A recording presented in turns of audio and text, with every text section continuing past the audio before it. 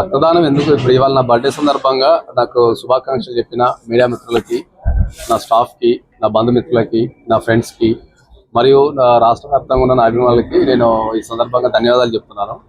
ఇవాళ నా బర్త్డే సందర్భంగా నేను ఇవాళ రక్తదానం ఇక్కడ చేయడం జరుగుతున్నది. ఎందుకు అంటే రక్తం కొరత వల్ల రాష్ట్రంలో చాలా మంది చనిపోతున్నారు. రెగ్యులర్ గా చాలా మంది ఎందుకంటే దొరకక చాలా మంది చనిపోతున్నారు.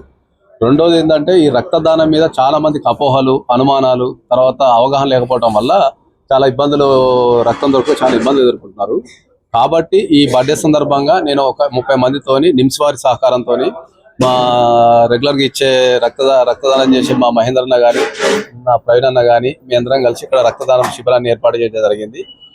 ఇవాళ ఒక 30 మంది మేము ఇవాళ రక్తదానం చేస్తున్నాము. కాబట్టి నేను అందరికీ చెప్పేది ఏంటంటే సంవత్సరానికి ఒక్కసారన్నా కంపల్సరీ ప్రతి ఒక్కరు రక్తదానం చేయండి.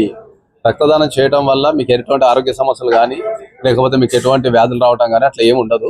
అది ప్రజలకు సరైన అవగాహన లేక రక్తం ఇవ్వడం వల్ల వాళ్ళు ఏమన్నా జబ్బుల పాలవుతారని లేకపోతే ఆరోగ్యం ఖరాబ్ అవుతారని రక్తదానం చేయడం లేదు.